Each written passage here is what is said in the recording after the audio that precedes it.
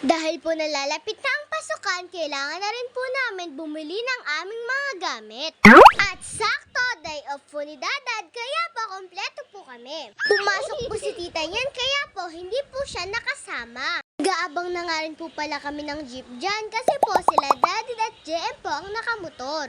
Diretso nga po pala kami sa simbahan para magdasal at para magpasalamat. Good Sa harap job. ng simbahan nga po pala kami nagkita-kita nila Dadad. Sakto nga po at may misa kaya po nakapagmisa po kami saglit. At dahil po umuulan sa labas, nagpatila po muna kami. Pero paglabas nga po namin ay umaabon-ambon pa pero okay lang po, may dala-dala naman po kaming payong.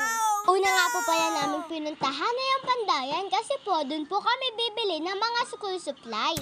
Dati nga po ako lang po ang binibili pero ngayon po dalawa na po kami ni JM. Kumuha na nga rin po pala ako ng basket at inumpisahan po namin ni Mama sa pagkuha ng mga notebook. Good job. 10 iba't ibang kulay nga po pala ang kailangan namin. Shoutout nga po pala kay Ma'am Bernadette na magiging teacher pa rin po namin sa grade 3. Yes! Kumuha na nga rin po pala kami ni Mama ng pencil namin ni JM. Daanan nga po pala namin ng eraser kaya po kumuha na rin po kami.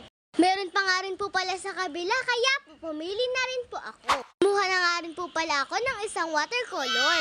Sunod naman po na kinuha namin ni Mama ay papel na pang grade 3. 3 pack na nga rin po pala yung binili namin dyan kasi po magastos po ako sa papel. Kumuha na nga rin po pala si Mama ng typewriting at color paper para naman po ito kay JM. After ko pong ma-check ay dumaretso na rin po kami sa counter para po magbayad na sila Mama at Dadad. Medyo napakamot ulo nga po pala si Mama dyan kasi po my sumobra po ang God. kanyang budget para sa school supplies. Pangalawang pinuntahan nga po namin ay bilihan ng mga uniform. Kasi po bibili rin po ako nila Mama at Dadad ng isang pares ng uniform para po may bago po ako sa pasukan. Sunod ko naman pong sinukat ay ang blouse. Gusto po kasi ni Dadad ay medyo malaking blouse na ang bilihin. Good job. Para daw po mas makagalaw po ako ng maayos. Sunod naman po ay ang t-shirt para po sa aking pang PE. Maliit na po kasi sa akin ang dati kong ginagamit na pang PE. Ewan ko po ba ilang months lang po nagbakasyon pero hindi ko po alam bakit nadagdagan ang aking timbang. Kain pa more! Napabili na nga rin po pala sila Mama ng sando para po madagdagan ang mga ginagamit ko.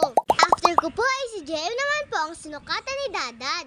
Nung natapos na rin po si JM, dumiretso naman po kami sa bilihan ng mga sapatos.